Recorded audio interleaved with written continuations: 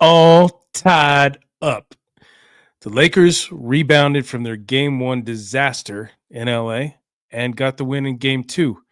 It was anything but pretty, but the ultimate goal was accomplished, and that's all that matters. I'm your host, Ryan Ward, and this is the Jello Jiggling podcast. And there's some light at the end of the tunnel after a few rough days in terms of the media cycle and everybody kind of ripping the Lakers for what they did in game one. I was pleasantly surprised by the energy level in this game.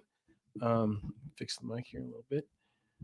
But I thought they came out with the same kind of they matched Minnesota's energy in this game and defensive intensity, which was on another level tonight. Still a lot of things that are kind of similar from what we've seen recently.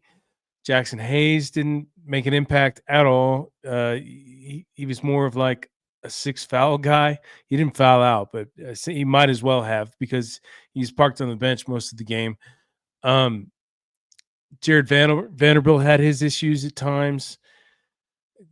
Just Minnesota just has kind of a solid game plan when it comes to facing the Lakers or this version of the Lakers. Ant Edwards, I don't think blew up in an Ant Edwards way. There was an incredible dunk.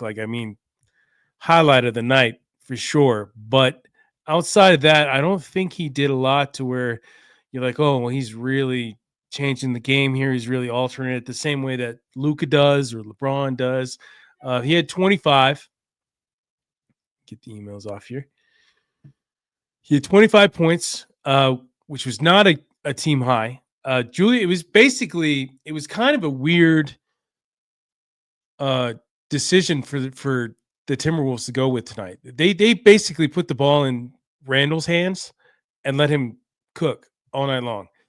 All they seemed wanted him to do was take the ball and do what Randall does, which is basically a couple stutter steps and then dribble and get in the paint and get to the foul line or whatever, which he got to 9 times and made 7 free throws. He ended up with a team high 27 points. Was that no? I think Luka had more. Yeah. So he had team high 27 points. Only 2 players on Minnesota scored in double figures, and that was Ant-Man with 25 and him with 27. He ended up with 6 assists and 4 rebounds, a steal and a block, and it was basically just all Randall. And it kind of worked in the Lakers' favor in a sense because it stopped them from shooting from deep. They shot 20% tonight, opposed to the last game when they hit like 21 threes, I believe it was. They went 5 for 25 from deep. It just JJ's adjustments were pretty remarkable tonight. He really stepped up in the way that he should as a head coach in the playoffs. And I mean, Finch had his moments against the Lakers. He was doing some things. He was creating some mismatches and creating some problems. But there's some telling things from Minnesota's side of things. Naz Reid was a complete non-factor after being a stud in game one, which I predicted. I thought he would have kind of a similar impact tonight, if not more of a muted performance, but it wasn't the case. He had 9 points, 3 steals, 2 boards for a guy like that, a banger, right? 20 in 21 minutes off the bench. DiVincenzo didn't really do anything, 4 points. NAW didn't do anything really, 4 points. The bench was basically a reflection of what the Lakers bench was last game, right? They weren't a factor. They weren't a factor at all. And even some of the starters, Conley didn't even score.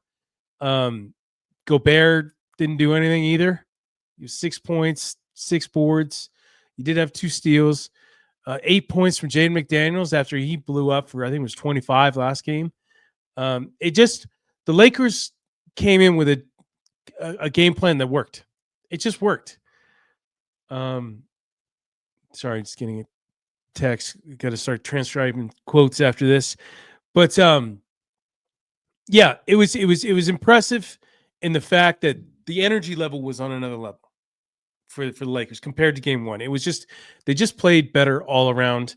They had more effort, they had more energy. They clearly wanted to win and make a statement at first, but then Minnesota kept chipping away, and then in the end, it was a 9-point game, right? When it probably should have been a 20-point blowout. It really should have. But that second half, for whatever reason, the Lakers just tend to kind of lose it in the second half. They scored 13 points in the fourth quarter to Minnesota's 20. So Minnesota was chipping away, and they could have got back into this game if a couple possessions went their way, but it just didn't.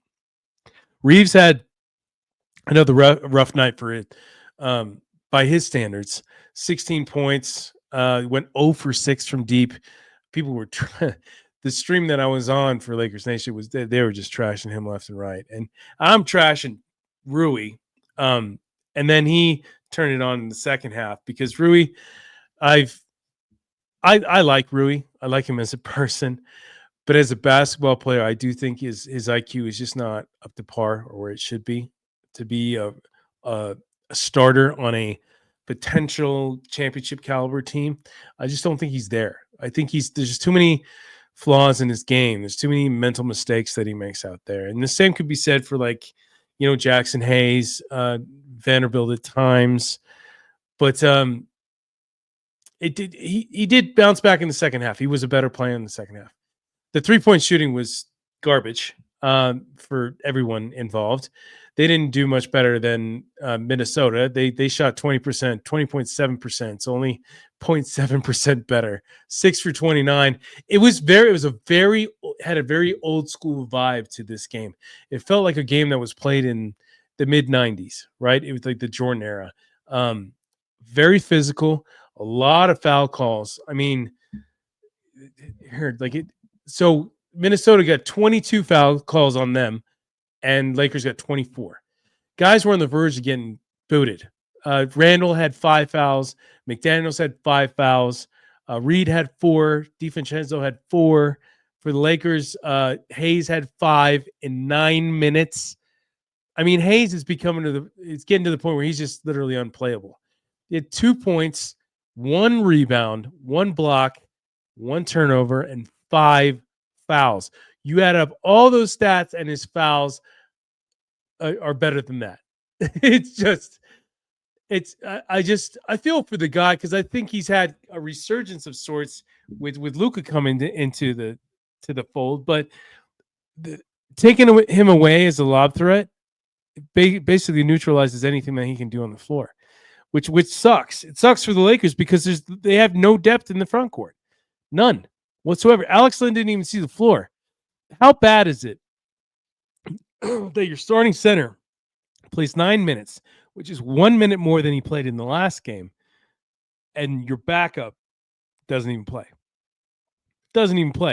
Markieff Morris didn't play. I mean, it just I feel like if they get through this round against Minnesota, that is going to be just a fatal flaw. Like they're just going to it's already getting exposed in this series. God knows what's going to happen against a team like OKC, who is just incredible. They've just been destroying Minnesota, who actually has bigs, Edie and Triple J, formidable bigs. They don't have it here. They just don't have it. They got to play small. They're better off playing, DFS or Vanderbilt or even LeBron in the center position or in the paint. You know what I mean? I know it's a positionless basketball these days, but still, you got to have big bodies, especially against a team like this. But I think it's only, I would say, a little bit of a controversial take, but I would say that Minnesota beat themselves more than the Lakers beat them tonight. I feel like they shot themselves in the foot by just feeding Randall over and over and over and over again. I just kept wondering, like, what are they doing? What's the game plan here? Like, I don't really understand it. Randall's a good player, he is, but he's flawed. He's flawed in a lot of different ways. And I saw this going all the way back to when he was a rookie in LA. And I know that was cut short because of a broken leg. Like, I think it was the first game of the season, but it's. I don't know. He's not a guy you want to be your number one. You know what I mean? Like Ant should be your number one. And for some reason, they just kind of went away from him. And he didn't shoot well. I mean, 2 for 8 from deep, 10 for 22 from the field. But it was just all Randall. And you look at the score, they scored 85 points. That's why they scored 85 points, because no one else was getting involved. Whereas with the Lakers, you had 4 guys in double figures. You had Luka, as usual, leading the way with 31 points. He just lived at the line. 11 trips, hit all 11 from the line. They actually went 20 for 20 from the charity stripe, which is pretty crazy these days, right? So everybody that got to the line hit free throws, and only 4 guys. So every guy that scored in double figures got to the line. Reeves 2 for 2, LeBron 4 for 4, and Rui 3 for 3, and obviously Luka 11 for 11. Luka finished with 1 assist shy of a triple double, so that assist part of his game was more there today. The only problem is there was, ironically enough, he had 9 assists, but I'd say this is the worst passing game I've seen from Luka. He had quite a few passes where you're like, where are you going with that? Like I just didn't. I mean, usually Luka's just super on point, and he's he just finds guys that you didn't even know were there. Like DFS famously says, "butt naked, wide open." That is out the window for this series, because the Minnesota's defense has just kind of neutralized that on so many different levels, to where they can't get butt naked, wide open. They just can't. It's not possible. Which sucks for the Lakers, because it is part of their success as of late, ever since Luka came into the fold. So they had to pivot. What I did think was impressive is they did pivot in this game, and they won, and they had control of this game the whole way. I don't think Minnesota led the entire game. I'm going to check right now just to make sure. Okay, so Minnesota had a 2-point lead. That was their largest lead of the whole game, but that tells the story right there. Lakers led by as much as 22. Let's see, fast break points, Minnesota 6, Lakers 13. So that totally flip-flopped. Turnovers 13 to 14. So that, that's evens itself out basically. Let's see what else we got here. Offensive rebounds was even, 9-9, even though I did notice quite often that the Lakers were not even boxing out at times. And I'm just like, what? They're basically just giving Minnesota a rebound. But I mean, whatever. The Lakers still out rebounded them by 7, which is kind of wild. I said the free throws, 3-point shooting, field goals. There's some disparity there. 45.3% for the Lakers, 38% for Minnesota. If the Lakers keep playing this kind of style the rest of the way, they're going to win this series. And they could win it in 5. They could. But I don't see the shooting being this bad for both teams for the rest of the way. And now it's going to go to Minnesota. You get that whole home court thing, and Minnesota being hungry. Like, they're going to be extremely pissed off after this loss, because they had an ideal opportunity to take complete control of this series and potentially win it. You know what I mean? Like, take control, head back home, 2 games there, get that done, come back for 1 in LA. That's kind of the way I felt like it was trending, just because of how bad game 1 was. But I was impressed the way the Lakers bounced back. But the only thing is, this wasn't a statement win. This wasn't a win that you go like, oh my God, okay. Yeah, the Lakers are super legit, and they can beat the crap out of Minnesota the rest of the way. No. It's going to be tight games the rest of the way.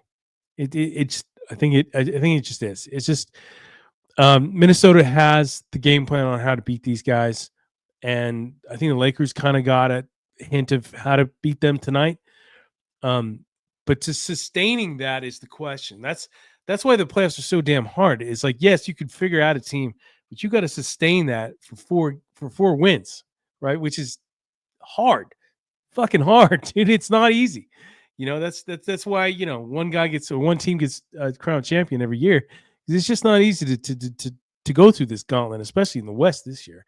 Like, I look at OKC destroying Memphis in like epic historic fashion, which is you could kind of guess that was going to happen. Not that bad, but I think they won by like 51 the other night, and I think they won tonight by what? I got it right here. 118 to 99. So 19 points. I mean, just handedly, just easy, right? It's just they're not even.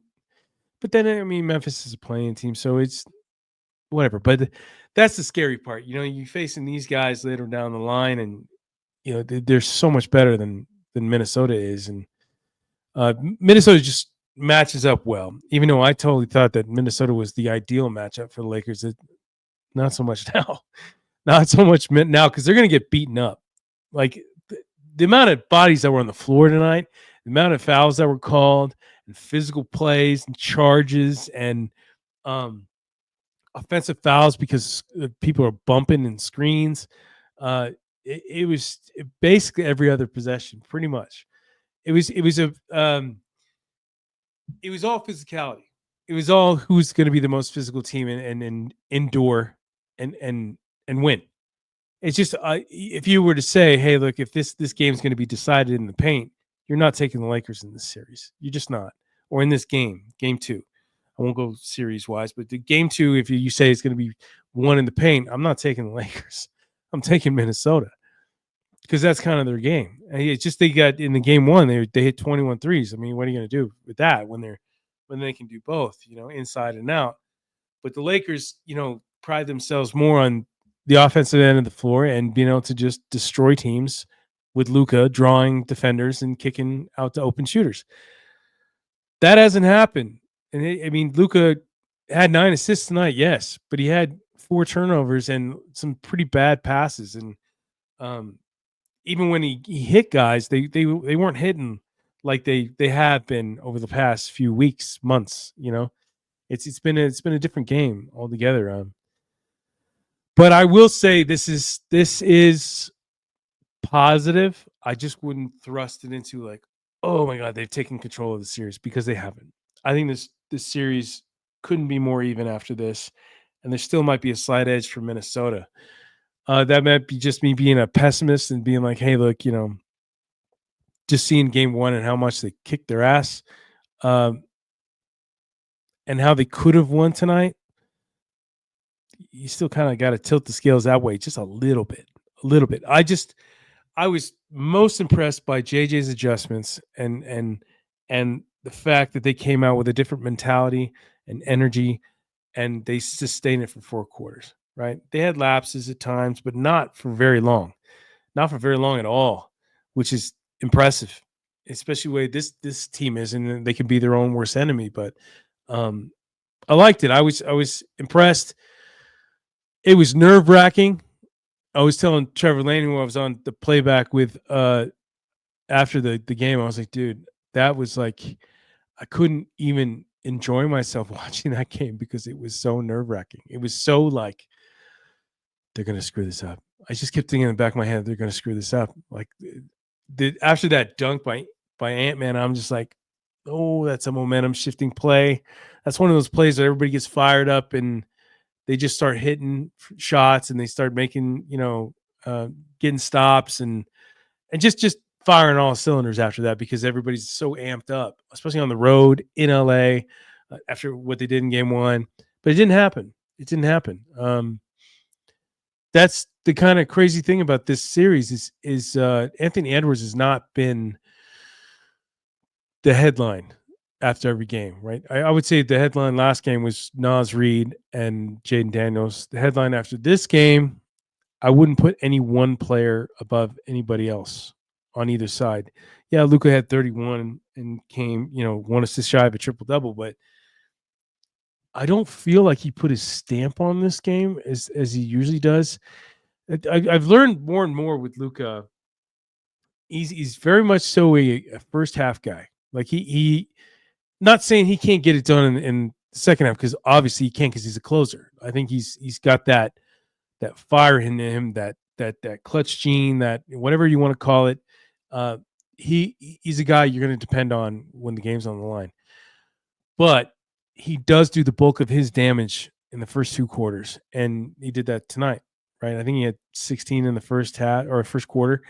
And then he kind of tails off in the second. I don't know if that's because as a good passer, usually, you know, that's kind of a great tactic to do, right? Is score, especially if you're a very talented scorer like Luka. But if you're equally as talented as a passer, which I think Luka is, you score so much to where the defense is terrified every time you have the ball in your hand. So they scheme against you, and they double and they triple and they just collapse on you every time. And then you get everybody else involved. And that's where all his assists come from, right? Because everybody collapses on him, and then it opens up everything. And that's what makes it so genius for him, because he is so good at scoring, but he's also so damn good at passing. It's to where it just makes him so dynamic and so deadly. Some of the footwork he put on display tonight, I was just like, Jesus. There's moments there where I do get reminded of Kobe. I'm just like, he does things footwork wise. It's much slower than Kobe was, much faster, quicker first step, all that stuff. And I think he had more moves. Kobe had more moves, but Luka makes everybody play at his pace, and he can get you into these crazy motions where you're trying to stay. Like, he was just playing with Gobert today, just playing with him. Like, it makes it shows why he is so adamant about, hey, I love switching on centers. I just love abusing centers, basically. It's because he just knows how to manipulate them. But he does it to every defender. It's not just centers. He just has a bit more fun with centers, because I think centers gamble a lot, right? Like, especially shot blockers like Gobert. It's easy to get them in the air. It's easy to get them, off to the sides.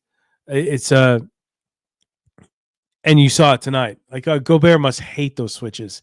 He must dread them every time, because Luka just makes the best of it, and he gets into, like, talk about a rocker step and using your pivot foot to your advantage all the time. He never truly gets stuck. That's the crazy thing. He never gets stuck in his movements. And then when he does, if he does tend to get, or ends up getting stuck, he makes some crazy shot. It's like, even Anthony Edwards before this series, he said that I think he is the best player in the league in terms of making tough shots. And that's totally true. And I never even thought about it until he said that. And I'm like, yeah, who else does that? Like, maybe Steph, right? And then who else? Like, can you really think of anybody else? Who else makes crazy tough shots like that when you're trapped and there's like no hope? it's just those two, basically. Um, but in all, I think this was a step forward, clearly, because they even up the series and now they're back in it. Because I hate using the term must win, because if it's not an elimination game, because it just takes all hope and all that stuff out the window, and it's just a shitty way to think, in my opinion. But I thought this one was a must win, because I thought the momentum that would carry over to Minnesota would be too much for this team that was just basically put together a couple months ago, could handle. I just didn't think they could handle it. And I think that's why I was so kind of like on the edge of my seat for this game. I was like, you know what, if they lose this is kind of it. I don't see them getting that momentum back unless something crazy happens, which is, you can't ever count that out, but the odds are against them, so I'm so glad they got this, because they can bank off this. They can see what works. JJ's a good coach. He's going to analyze all the data from this and film and go over it over and over again, because they don't play until Friday. So they got Wednesday, Thursday, Friday, or two full days. I assume they're going to do one day of practice tomorrow, and then they'll be on a flight on Thursday and do like a shoot around or something, and then jump in on Friday. And then I believe game 4 is on Sunday. It might be too early, but let me look. I think the NBA has done a good job at kind of spreading these out a little bit better than they normally do. Yeah, okay, so Sunday. So you got a game, Minnesota on Friday. It looks like 6:30 Pacific, and then on Sunday it's an early game, 12:30 Pacific in Minnesota, and then back. They haven't even done the times for games 5, which I don't know why they haven't done that yet, because it has, well, because there still could be a sweep, but, or no, not a sweep, but Yeah, they'll probably do that tomorrow, I would assume. Um, on Wednesday, so they play on Wednesday, and then they play on Friday, and then Sunday again. So it's a little bit of a shorter week next week, depending on how far this goes. But it's a series now. That's all that matters. It's a series. Uh, the Lakers are in it, and that's all they could ask for. They got the job done today. Their task was to win this game, even the series, and move on to Minnesota, which won't be easy in any sense of the word. This could be one of the most compelling series in the playoffs right now. I know there's a couple. I think Houston, Golden State's pretty good, even though it looks like Golden State's kind of taking an edge in that. Let me see what the playoff bracket looks like right now. Nuggets, Clippers has been good. They're 1-1. Thunder, Grizzlies is a joke. It's almost like just a matter of time before they sweep that series. And then Rockets, Warriors is 1-0. Golden State looked really good in that first game. Boston Magic is 1-0, but I think Tatum is doubtful for tomorrow's game. So that could be an interesting dynamic because he hurt his wrist. He fell on his wrist pretty hard. His bone bruise, I think what they designated that as. Knicks Pistons is evened up, and I thought that was going to be a good series. I thought that was going to be one of the ones that flies under the radar. People don't pay attention to it, but I love Detroit. I love the way they play. I think they got a bunch of young, talented players that are hungry already. And Cade Cunningham's a stud. And then Pacers Bucks looks like a wash. Dame came back tonight. It didn't matter. It's 2-0 Indiana. So I don't think that'll be a sweep, but I wouldn't be surprised if it is. I really wouldn't. I just don't think Milwaukee's good enough. I just don't. Even with Dame back, I still don't think they're good enough. Like Kuzma, I like Kuzma. I do. He went goose egg across the board in game one.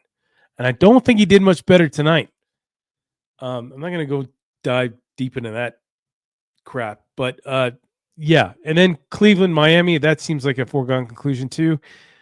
Cleveland's got a 1-0 lead, and they are 11.5-point favorites for game two. So that's just a matter of time. That's higher than what OKC's is 8.5 for game three. I guess they're just doing that because it's shifting to Memphis, and then maybe Memphis actually has some spirit and heart to them, like in that game.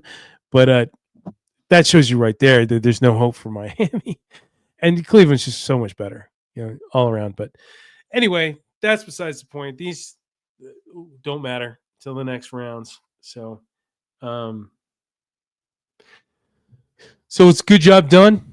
Move on to the next game, and I will talk to you guys. I might come on if there's anything interesting to get said in practice, which there might be if they practice. I'm not sure they're going to practice tomorrow. They might just jump on a plane and get to Minnesota as quickly as they can, but you never know with the Lakers. They're so random, and you may think they're going to do one thing and they just do something completely different. So we'll see. I'm sure they'll hold a practice in Minnesota. I just don't know if there'll be any availability for us, LA guys. But until then, I'll see you later.